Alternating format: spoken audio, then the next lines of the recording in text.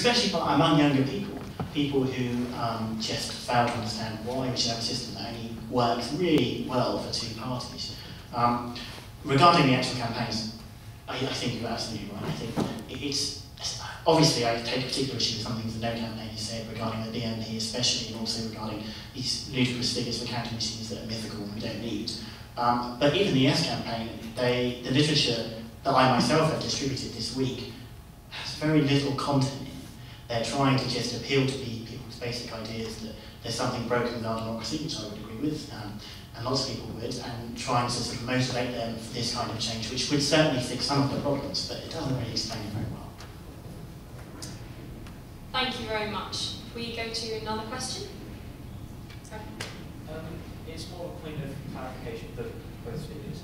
Because Sir Malcolm's point generally felt that it was AV.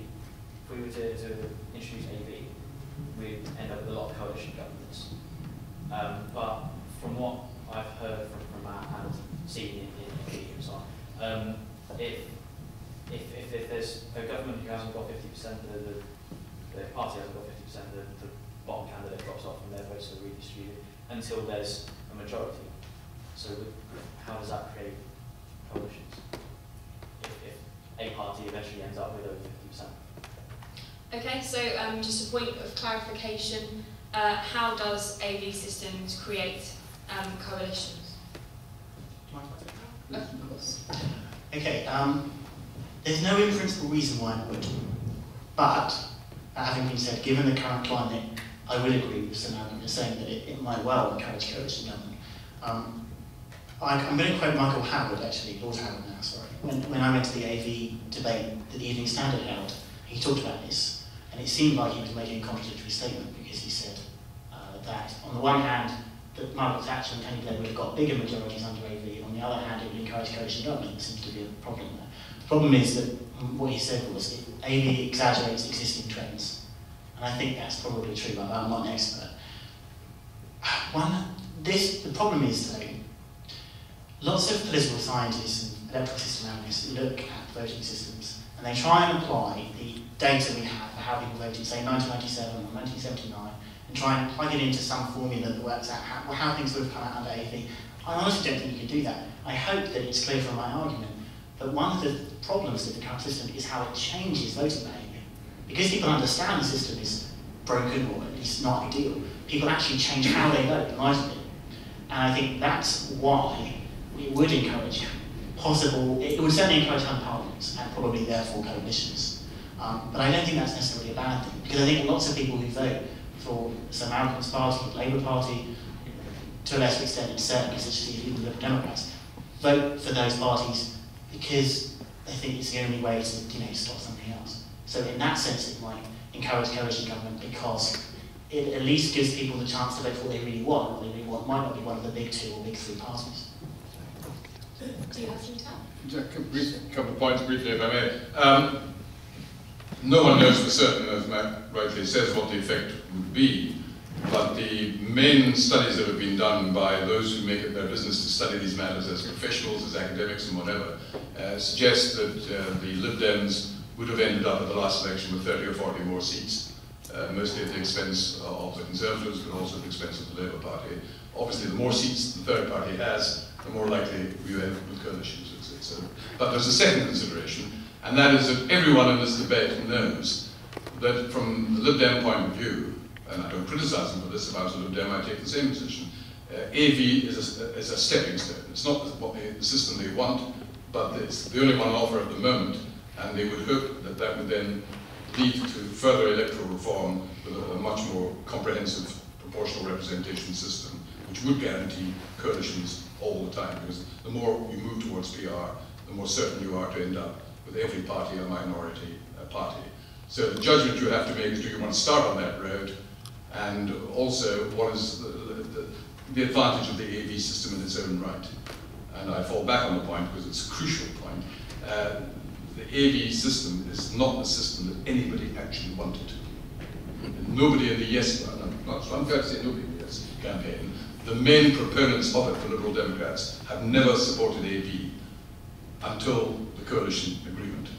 and have indeed criticised it as something that does not meet what they believe to be the defects of our existing arrangements. Yes, okay. Okay, PR. I think I should say something about PR because it was in what you just said and in your main speech.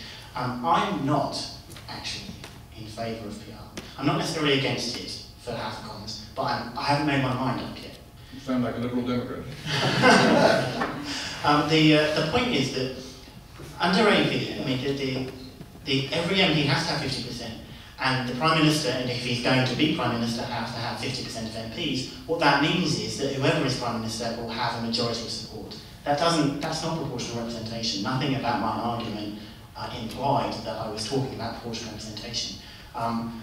I think that it makes a lot, basically AV makes a lot of sense over PR, actually, because you can't have proportional representation without either having two classes of MPs, so local MPs and then regional top-up MPs, which is what you have in Scotland and Wales, which is a bit dodgy, or having multi-member constituencies. AV keeps the single-member, single-constituency link.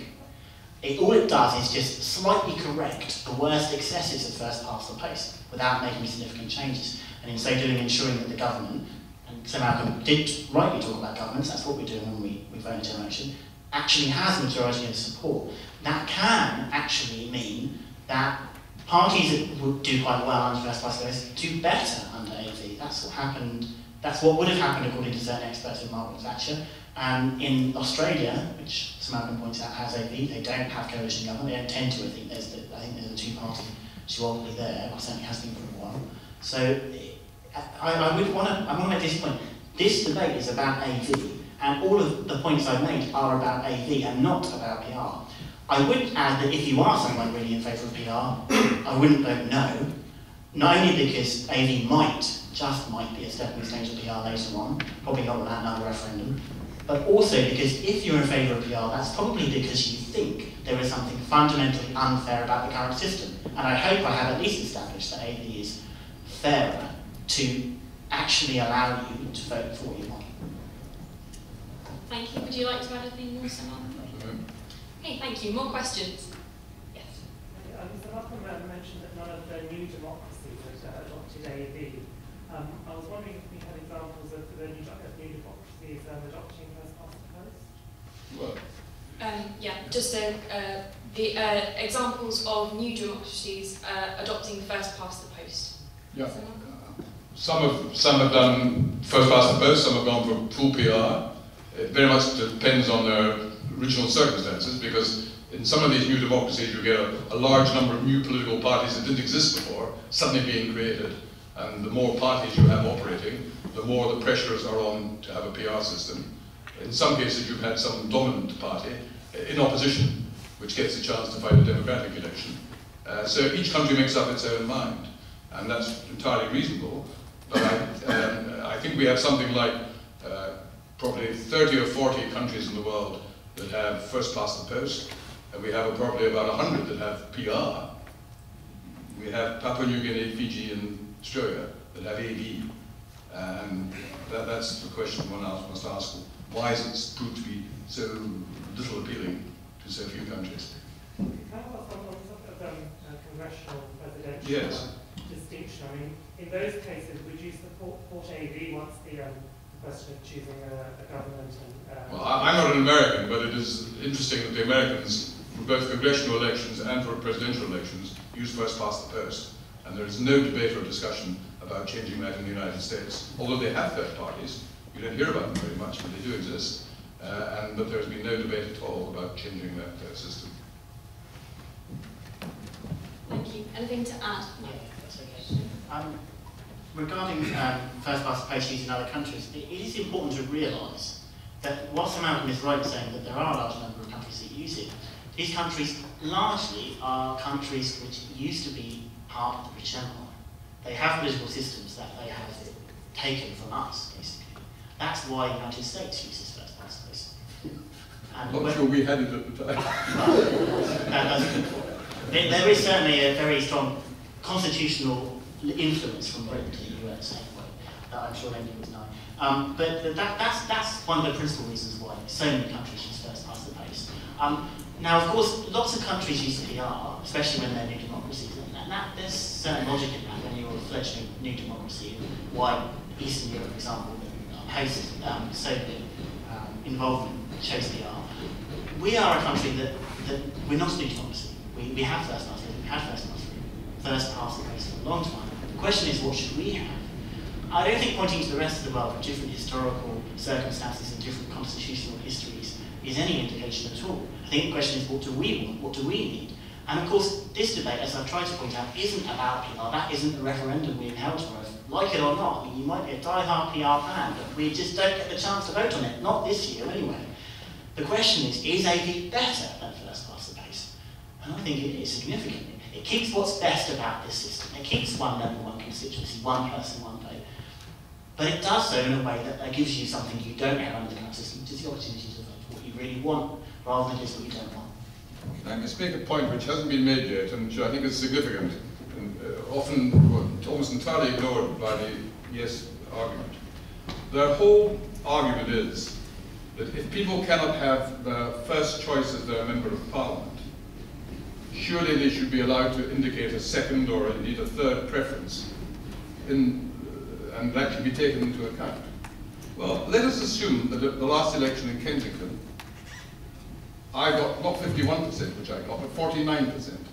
So we had this AV system in operation then.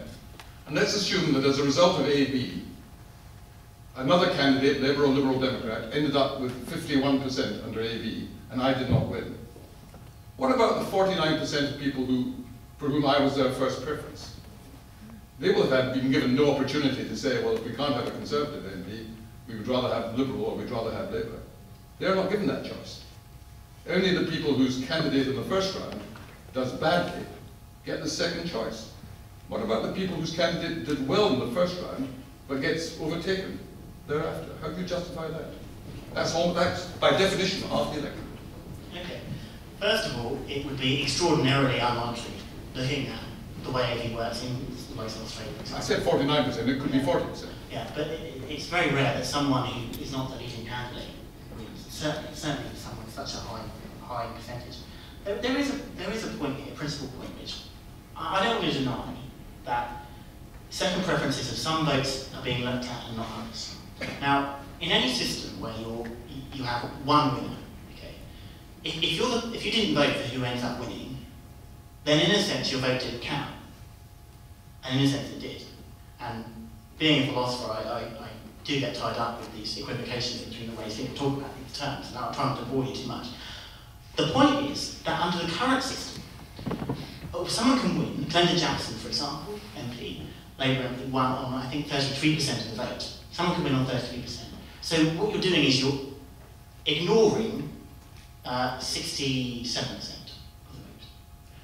Whereas under AV, you're only most you're going to ignore 49%, which is still a big chunk.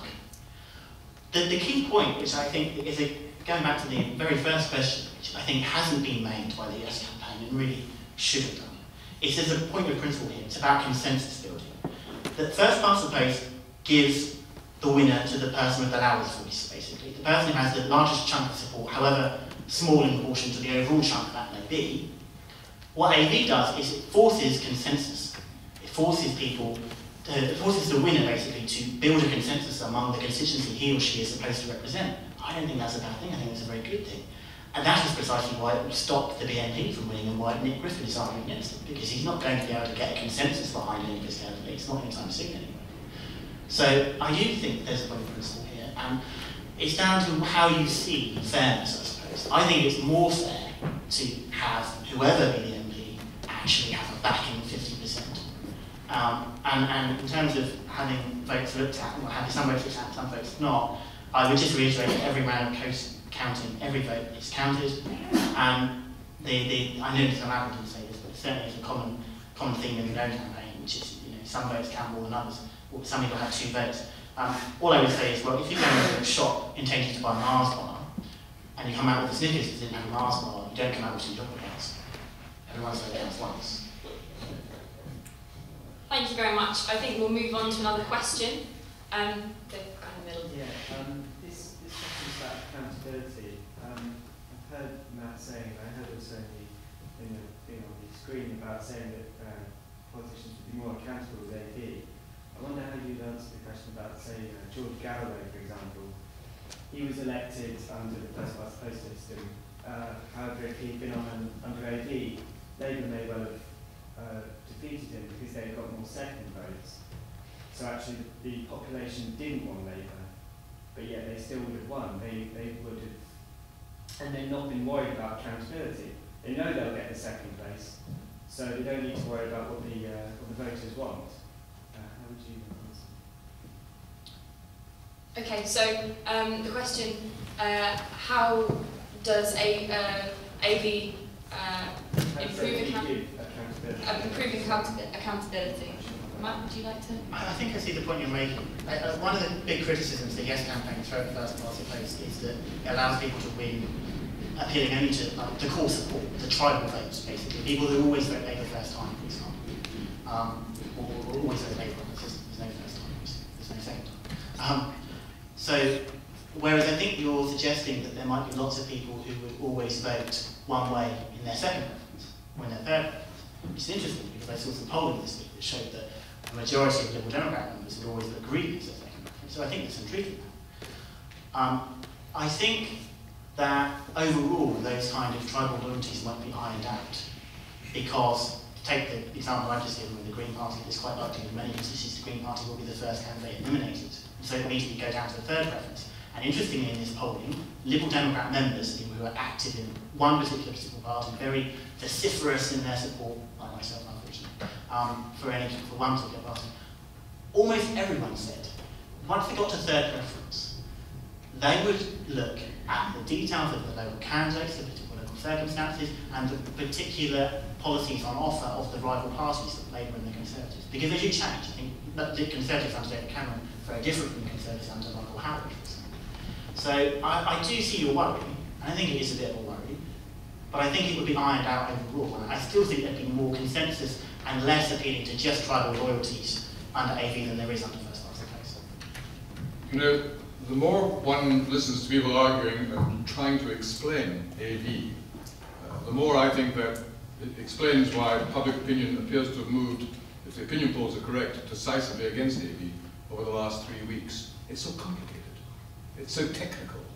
And normal human beings don't go into a polling station trying to work out a complex series of formulae and who might help in a second preference and a third preference, and who knows, possibly a fourth preference as well. They want to go and they want to vote for or against a particular candidate, a particular party. They know the rules. They know that each candidate has exactly the same chance of winning because the public are the people who decide how they're going to vote. And they change their vote. As was Matt rightly said, we don't have safe seats at all. There is no such thing as a safe seat for any party nowadays. You just see what happens in by-elections. When constituencies have returned a majority of 15,000, 20,000 for one party, suddenly it all disappears like snow off a dike. And a Liberal Democrat or somebody else wins the seat. So the public make that choice. It's a very simple, straightforward matter. Everyone can understand it, not just university graduates. And it works. And it punishes or praises parties that are either won the support or the opposition of the electorate. The very difficulty people have in explaining how AV functions. You see people's eyes glazing as they hear this being made. And it's not a criticism of AV, but it is a criticism of trying to get perfection from a particular point of view in an electoral system. The electoral system should be simple, not just mathematically according to a formula. Otherwise, you lose something in a democracy, because the democracy is about the public actually voting and seeing the results of their vote as soon as possible. Thank you. Sure. I just want to say, first of all, I certainly didn't intend to ever suggest that I didn't think there were safe seats. I don't know if I said anything along those lines. I do think there are safe seats. One of the biggest problems with the current system is, and I talked to students here, actually, and say, last year I said, how are you going to vote? And they said, I'm just not going to vote. Why are you going to vote? Because no matter how I vote, the Conservative will always win in my constituency. And you hear it, sometimes it's like... Well, it's only because more people vote. Well, it's because of the demographics. If you look at Kensington, for example, and I don't mean to disparage your election principally, and it is very commendable that you've got 50% under the system, which is very rare. But if you look at the demographics, it's very likely that a Conservative candidate would win, bearing in mind the particular interests of those people who live in this constituency. Whereas, obviously, you can't get rid of those, and you shouldn't want to. You certainly shouldn't design a system so that it helps or hinders any one party or another. But a system that just gives people more choice allows them to actually vote for something, rather than, you know, in this particular instance, if they're in Kensington and they really didn't want the Conservatives, and they might want to vote, I mean, I don't know, you're so far ahead of anyone else, it's not, I suppose it's a bad example, but certainly, let's take my constituency, which is rather unique because it's Liberal Democrat and Labour, the two the big two. But if you're a Conservative voter in my constituency, you know the Tories aren't going to win, because there is no Tory vote in Hornsey and Wood Green. The battles are always between Labour and Liberal Democrats. That's a recent phenomenon. That is because in the last 10, 15 years, your constituency, which used to be between Tory and Labour, the Liberal Democrats gradually persuaded more people to vote for them. And one of the consequences of that is my party is now at the bottom of the pile, and we're going to have to work very hard to try and get back again. Now, that is snakes and ladders. In some constituencies, that helps Liberal Democrats, some it's the Tories, but in every single constituency, a third party can replace the big two if it persuades the public to vote for them, as seems to have happened in your constituency. After about 15 years' work, yes. Well, I think it's a problem because I don't think I'm not a Conservative, obviously, but I think it's perfect. I think it's a problem if you're a Conservative living in my constituency and you vote for the Liberal Democrats, for example, because you really don't want Labour, and you don't vote for the person you really want, because you know if you did, it wouldn't make any difference. I think that is a fundamental problem in the system, because what it does is it means in any particular constituency, you only have a choice between two, unless you want your vote not to count towards anything else. It's just one of the 10 or 30% going to the rest. Forgive me interrupting. I mean, the question was raised about George Galloway. Now, George Galloway was a maverick, an independent. He had no political party behind him, and yet he actually won that seat. He was a celebrity. Well, but that's not a crime. You know, the fact is... It makes a big difference. I know, but the fact is, for whatever reason, I'm no fan of Galloway's, but the fact is, he persuaded more people to vote for him than were prepared to vote for Tory or Labour or Liberal Democrat. There's something healthy about that. And you know, that happens on the first past the post. But the point I'm trying to make with AV is that makes that situation far more likely. Because at the moment, if you are a new party or you're an independent like George Galloway, which again, I would like to state I'm not endorsing at all, it actually makes it easier because at the moment, yes, there are a few exceptions. George Galloway and a few other independents have won through at various times. Though interestingly enough, it's very telling that in constituencies that face hospital closures, local GPs were elected. They survived one term, and then by the time they got round to the next election, everyone had forgotten that, and the merits of local issues were completely overtaken by the fact that it was a national campaign, and national campaigns are always between Labour and the Conservatives. What AV does is it gives everyone the chance to actually vote for what they want, knowing that if what they want doesn't come through, their voice isn't necessarily ignored, and they can still do that crucial thing I talked about, which is stop the worst thing from happening, bear in mind how important government is, because it is very important, and bad things do happen if it gets done wrong. And Carolyn Lucas became the first Green MP elected at a general election in Brighton, a town which 20 years ago would have not had the remotest prospect of choosing a Green MP.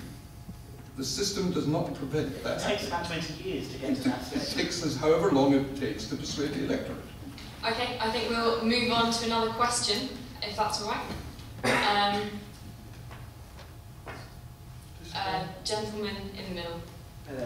My question is to Sir Malcolm, and it's to what extent, if at all, do you think AV is a good system for internal party elections, like in the Conservative Party? And if you do support that, why does that differ when it comes to... Right. It's a very good question, and I can give you what I hope is a very good answer.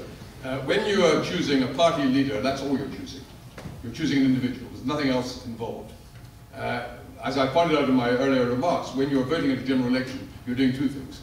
You're choosing an MP, but actually for most people that's not the most important reason why they choose their vote. They're choosing a government or rejecting a government. So that's why the parallel is not meaningful. If half my argument was that if you treat this simply as the choice of a local member of parliament, that does not correspond to the political reality for 80% of the electorate. They feel what they're trying to do is actually exercise a view as to who the government should be. through their voting Conservative, Labour, Liberal Democrat, or whatever. In a party leadership, all you're doing is choosing an individual. There's nothing else that you're being asked to do. Matt, do you have something to add? Yeah, I mean, I would, I'm just going to add to your list a little bit, if you don't mind. Yes, it's used, AV is used for the leadership of the Conservative Party, the Labour Party, the Liberal Democrats, selected chairs, or I'm very on for selected chairs, the Lord Speaker, which is being re-elected in July. Also, hereditary peers, members of Parliament who are in virtue of being elected by people who inherited a title are elected by AV. It's used across the board. It's also used for local mayors, and in virtue of the new legislation being put forward by the government, it's going to be used for these new police commissions. So it's certainly not a new thing for Britain. The point Sir Malcolm has made is that AV isn't good for the House of Commons in particular because of its role in forming government.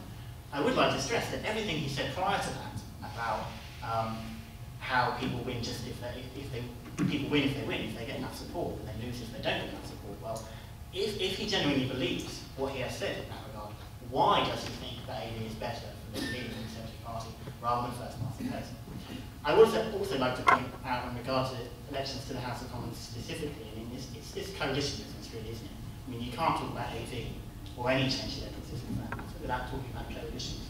And whilst I do believe that there isn't a reason why AV necessarily encourages coalitions, I do think it's very likely, certainly in the current circumstances. I think, actually, I think me and Sir Malcolm, being a Conservative and Democrat, have a fundamental disagreement here because I think that coalitions are good. And I want to ask you, if you don't mind, just to take away any view you have of this particular coalition government.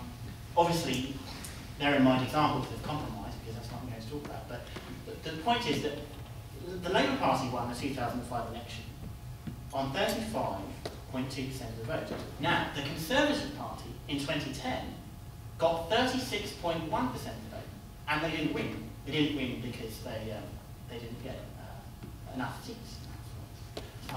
That's a very strange that the previous government was formed in a party that had less support than the Conservatives do now. But what's more interesting is the fact that on that small percentage of the vote, that single party government did a whole manner of things over 13 years. I mean, in addition to invading Iraq, which is a whole separate issue, introduced ID cards, DNA, taking a DNA database and even taking DNA from children without parental permission in schools, this surveillance state, all manner of very questionable things that this government is rightfully getting rid of. They did so because, even though there wasn't necessarily a majority of support for it, on their minority support they were able to have absolute control of the government programme. Absolute control. Whereas in coalition, in this situation we have coalition, no one party has the keys to the kingdom. They're always limited by their partner. And I think that's a good thing. As much as I may want to, scrap the nuclear, well, I don't want to scrap it, but at least properly review the replacement of Trident that isn't going to happen now until 2015. And various other things the Conservatives have stopped the Liberal Democrats from doing.